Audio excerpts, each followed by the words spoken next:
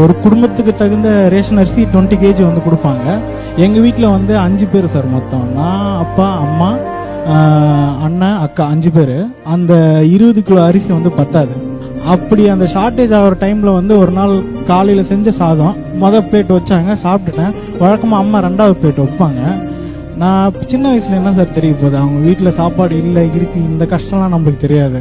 சாப்பாடு அவ்வளோதானா அப்படின்னு சொல்லிட்டு சொன்னோம். அவங்க மூஞ்சி உடனே மாறிடுச்சு சார். நான் வந்து போய் படுத்துட்டோம், நானும் அப்பா எல்லாரும் வந்து படுத்துட்டோம். நைட்டு 11 மணிக்கு வந்து என்னை எழுப்புறாங்க சார். எழுப்பிட்டு சாப்பாடு இருக்கு வந்து சாப்பிடுப்பா அப்படின்னு சொல்லிட்டு சொன்னாங்க. நான் சாப்பிட்டுட்டு போய் கம்முன்னு படுத்துட்டேன். அப்புறம் அம்மாவும் அப்பாவும் பேசிட்டு இருந்தாங்க, எங்கேருந்து எடுத்துகிட்டு வந்த அரிசி அப்படின்னு சொல்லி.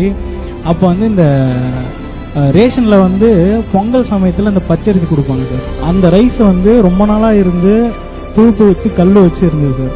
நைட்டு 2